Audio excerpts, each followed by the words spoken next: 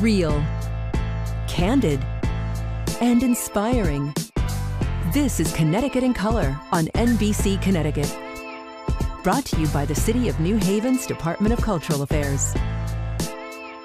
Hi, everyone, and welcome to a new episode of Connecticut in Color, where we're connecting you to the City of New Haven. I'm Taylor Kinsler, host of CT Live, airing weekday mornings at 11:30 right here on NBC Connecticut. You know, the Elm City believes that everyone should have access to the arts, and they're making it possible through their Department of Arts, Culture, and Tourism. Just ahead, we'll discover how uplifting dance, music, and poetry are creating positive change. Plus, a look at the unique nonprofit organizations making a difference by improving their communities, and see how the city celebrates people from all walks of life with a wide variety of events and festivals. But first, to learn more about the mission and vision for the City of New Haven, let me introduce you to the inspiring woman at the head of it all. Meet Adrienne Jefferson. Well, I am the Director of Arts, Culture, and Tourism for the City of New Haven, and I'm also the Executive Director of New Haven Festivals, Inc. There are so many highlights that come out of the work we have been doing in the department. We were the first city in the state to ever develop a cultural equity plan. And what cultural equity is making sure that everyone has equitable access to the arts, meaning that everyone deserves the right. It is a life right to have access to the arts. And so with that, we wanted to make sure that people who are historically marginalized can use the arts as a tool and a platform to address social change. We have public art programs. We have fellowship opportunities, internship opportunities. We do film permitting. People don't know that we have people like HBO coming here to do their films. We have tons of celebrities coming here to do their films. One of our biggest programs is the American Rescue Plan program. This is the American Rescue Plan funds that were awarded from the federal government to help mitigate the damage of COVID-19. We have been able to take $2.2 million and pour that back into the artist community to rebuild the cultural vitality of our city. This summer, we have the 3rd annual Black Wall Street Festival. This festival has really changed the game in so many ways. We started a few years back with 1,000 people in Temple Plaza, 35 Black businesses, mostly creative businesses. Last year, we grew to 7,000 people on the green, 150 vendors, and I mean, just like really celebrating Black culture at its finest. This year, we're moving to a full week of different activities and events to celebrate and uplift and preserve Black history, and also to make sure that we are highlighting what Black prosperous business districts used to be and will become again. This year is going to be a bigger festival. We are expecting 15,000 people on the green. We are expecting 250 vendors, and this is going to continue to build. We had people last year come from all over the world to visit this festival. I don't know that people knew that it was going to do that. When you tap into diversity, there is a tourism aspect and an audience for that. Actually, we made the New York Times top 52 places to visit in the world. And the reason is because of the work that our department is doing. The tourism generation, right? The people who are traveling are mostly Gen Zs, right? Millennials, and they are looking for the niche experience. They don't want to come experience the same things that they have been experienced. They want to understand the neighborhoods, the people of that community. And so that's the work we're going to continue to strive to do, and the experiences we're going to continue to strive to provide. People are building this infrastructure together. It is new. It is for this now generation and the next generation. It is no longer just about traditional arts the way we have seen it in the past. It has been broken open to really involve people of all backgrounds, all types, and all demographics. We are in a diverse city with so many people who've come here from all over the world. We have a massive immigrant population. If you look at our data, like 73% are people of color, and so many people have felt like they are not of the community that they live in. That is a problem. I feel like arts and culture is the key to unifying people, bringing people together, having difficult conversations, loving on one another, you know, giving spiritual uplift and civic engagement. Like, that's the key. Without arts and culture, I feel like we've seen what the world can look like during the pandemic when it doesn't exist. We are a fundamental part of a cultural city that thrives. And I also think it's just like in people's personal lives, like their joy.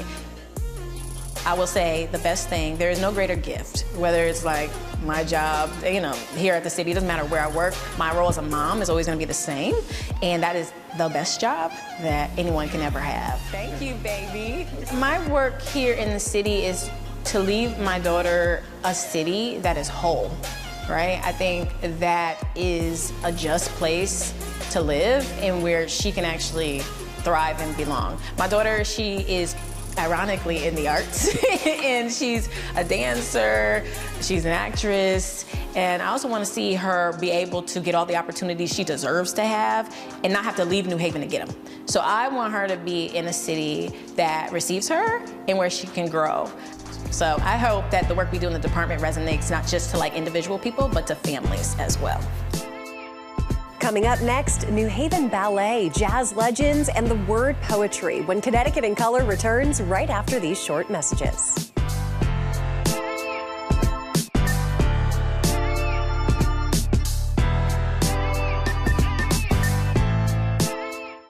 You're watching Connecticut in Color on NBC Connecticut.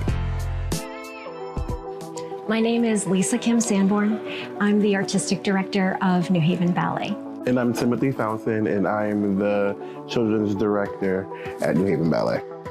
So New Haven Ballet is a nonprofit classical ballet school in New Haven, Connecticut. We provide community arts education to students throughout all of Greater New Haven from ages 3 to adult. We provide classical ballet training, but also special community programs that make sure that everyone within the community who has a desire to learn ballet has an opportunity to do so. A lot of the kids have not seen ballet before. They haven't been in a place where they've seen dancers ballet. And then I mean, to be 100% honest, they don't see ballet dancers that look like me. Or they see a ballet dancer that look like, you know, someone of color. And it's hard for them to feel relatable. Yes, we have Misty Copeland and we have all these other dancers that are coming up now, but there's still, once you go into a ballet room and you're still the only one, it still feels it just feels like you're still not welcome, but that's not the case. So that's why with us, we try to make sure that we are welcoming. We want them to feel comfortable. We want them to know that this is for everybody. We make sure that we cast dancers of all different sizes. We don't want anyone to feel that this is a closed art form. We try to feature dancers that look very different from each other in leading roles. We also try to tailor the costumes to match the skin tone of the dancers and to make sure that every costume fits each individual body so that everyone feels very confident going out on stage. My name is Jesse Hameen II. People look at me as being a jazz musician, but my role is bigger than that. I am a human excellence advocate. The American Rescue Plan was so great, but the Arts Council set up fiduciary force to take care of all of the payroll, all of the 1099s. I've been an observer watching other people receive grants, especially my wife and my daughter, the things they've been doing in New Haven with Juneteenth and some of the other programs. I am so committed to New Haven and stay committed to New Haven because New Haven made me. I look at my music, I look at how I developed. When I left and went on the road traveling in 1963, I was still coming to New Haven. And when I would be at different places, fantastic jazz festivals, and they'd say, on drums from New York City, and I'll stop and grab a mic and something off my drums for the cymbals. I said, no, New Haven, Connecticut did this. My name is Teresa Schuler, and I'm the artistic director with The Word, and these are two wonderful students, a part of our programs that we run. The Word is a nonprofit literacy program for serving New Haven youth. So The Word is a fiscally sponsored program. We get our funding through the Arts Council, and the Arts Council is sponsored by the City of Cultural Affairs. So what we did with the money that we received, we started a bunch of programs. We started an after-school program that's geared towards helping students become artistic directors, and they get paid while doing it. We have another program where we have students that led their own poetry workshop, and we're just helping them do the workshop. So all the money we get is for after-school programs throughout New Haven. I'm a poet, and so far we've been practicing performing and structuring our poems, really, honestly, and wording out, using personal stuff for our poems, I feel like. So I'm a poet, and The Wood and Midnight has really encouraged me to speak out. I'm kind of a shy person, so they really helped me to speak out in front of people, learn how to actually talk without stuttering or like freezing up in front of people. So the most important thing that I'm most really proud about is seeing the growth of these two students. They were very shy in the beginning. Now they're just confident, ready to just take the world by storm. Coming up, find out how the City of New Haven is constantly working towards their mission of equality for all. We'll meet some of the nonprofits that are helping people of different backgrounds and cultures thrive. More Connecticut in Color on the other side of this break.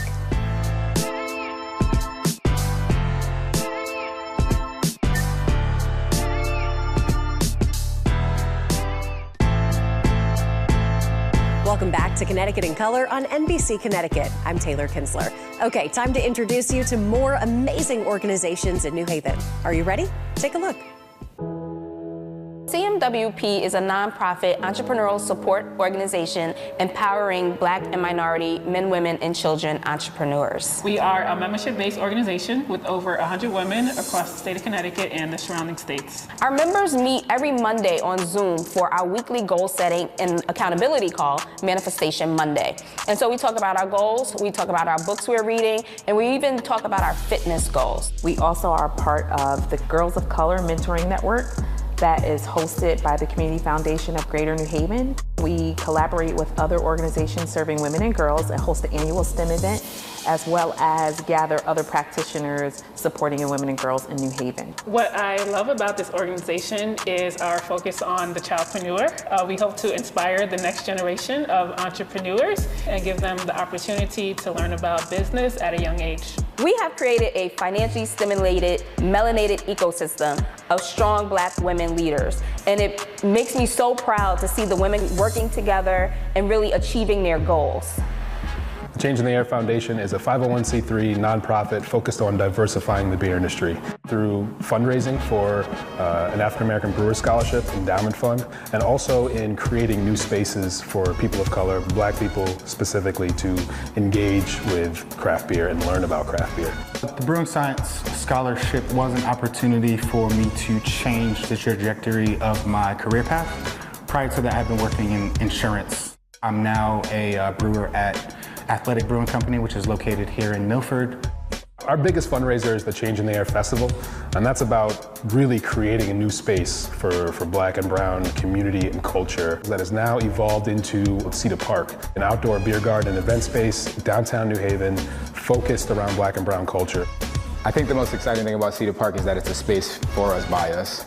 Prime real estate, so to speak, right in the heart of the city, adjacent to where a lot of things happen, where we have leverage, where we have a platform, where we have a voice. So when we talk about building community, beer has always been this catalyst to being able to bring people together and foster community. My name is Hosna Samadi. I am originally from Afghanistan, and I came to New Haven in 2016.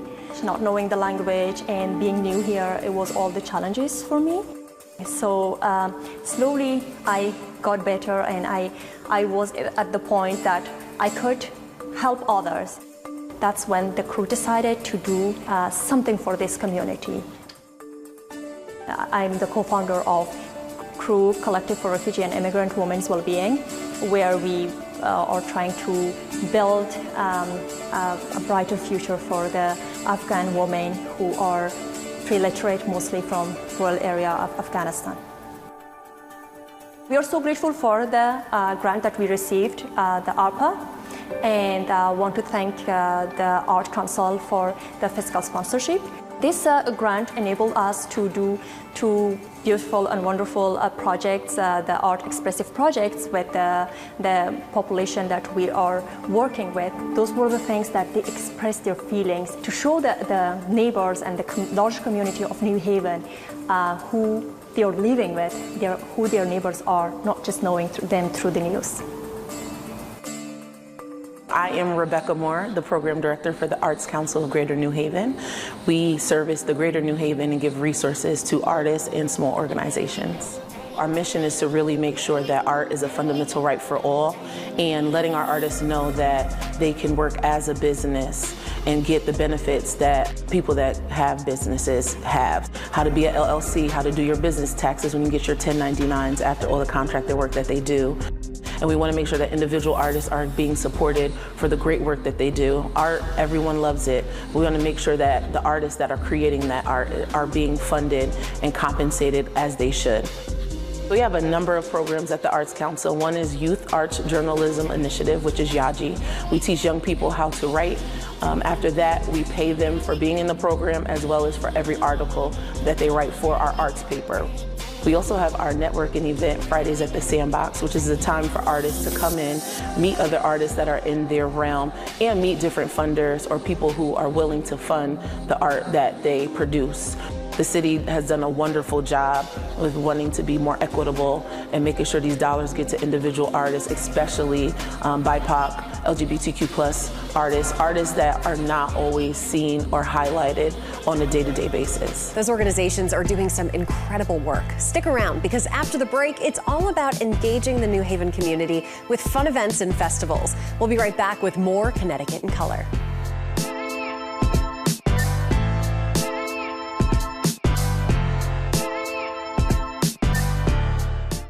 You're watching Connecticut in Color on NBC Connecticut. My name is Lizzie Donius, and I'm the Executive Director of the Westville Village Renaissance Alliance. Our ARPA funding really supported a lot of artist forward programming that we've done in the past couple years.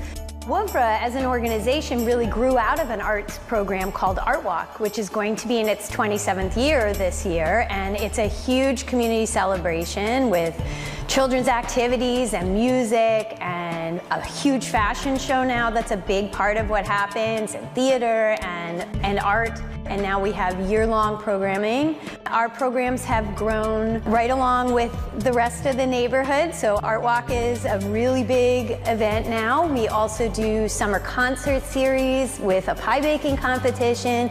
We have salsa nights. We have beer gardens, and all of this supported by the Department of Cultural Affairs. Grants have allowed us to really explode our programming throughout the warm months and really make it feel like something wonderful is going on in Westville all the time. I'm Joe Rodriguez. I am the president and co-founder of Puerto Ricans United. I'm Jonathan Rivera. I am the co-founder and spokesperson for Puerto Ricans United. Our mission is to promote and preserve the Puerto Rican culture in the greater New Haven area while actively engaging in community service. Being Puerto Rican, of course, it's about the food, it's about the festivities, about dancing.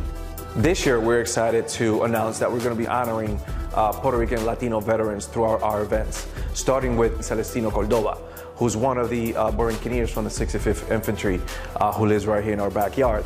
And we do smaller cultural events in schools. We partner with different talent across New Haven. We have a flag raising ceremony. So we do so much all year round, which culminates to our largest event, which is a Puerto Rican festival. We are an all-volunteer board. Working full-time and writing grants, going after sponsorships is difficult. So we are extremely grateful to the City of New Haven for the support of the ARPA funds. My name is Wynn Davis. I'm the Executive Director of the Town Green Special Services District here in downtown New Haven. I run a team that is dedicated to creating a clean, safe, and inviting downtown New Haven. One of our largest event programs is the New Haven Night Market, which we started in December of 2018. We now do 2 of them each year, spring and fall. We are able to host over 100 local artists, both for entertainment as well as for publicity. Asian and Pacific Islanders businesses will be doing a pop-up within the night market. And we also have games, crafts, and other types of workshops, such as screen printing, that people will be able to engage in. We have a lot of fantastic things for people to do. Many of them are free. Some of them do require a purchase. So we will have Show Off Inc. from downtown New Haven doing flash tattoos. We have over 100 local vendors vending their wares. We will also be hosting a Pride Center pop-up with queer artists. Town Green has expanded our programming, and that has really added to the vibrancy of our district, and we're very proud of that. We saw that there wasn't a lot to do for people that are 25 and up and black and brown. So we wanted to really just create an experience that was fun, where it's like a little bit of turn up, but mostly wind down, you know, drinking wine, meeting new people, and having a good time with good entertainment. At the end of the day, what's really important for us as we continue to do these Wind Down CT events is to continue to build community, a community where people can feel like their authentic selves and can show up, dress nice, and really experience something that excites all of the senses. You know, it's really just a full experience of joy, and you get to do everything from wine tasting to networking to eating great food to hearing great music. Who knows what might happen next? You might be, you know, touching them knees a little bit, you know. And Wind Down provides this very safe environment to come alone and leave with friends. And so people are actually creating friendships at Wind Down. It's like a mixed drink. You start sipping, and once you finish, you're gonna feel good, you know? Thanks for joining us on another episode of Connecticut in Color. You can find our full collection of stories at nbcconnecticut.com/Connecticut in Color, or just scan the QR code on your screen. I hope you learned something new today about the City of New Haven's arts, culture, and tourism, and maybe even something you can take part in and experience for yourself. I'm Taylor Kinsler. Don't forget to join me weekday mornings at 11:30 for CT Live right here on NBC Connecticut. And until I see you next time, take care. This episode of Connecticut in Color on NBC Connecticut has been brought to you by the City of New Haven's Department of Cultural Affairs.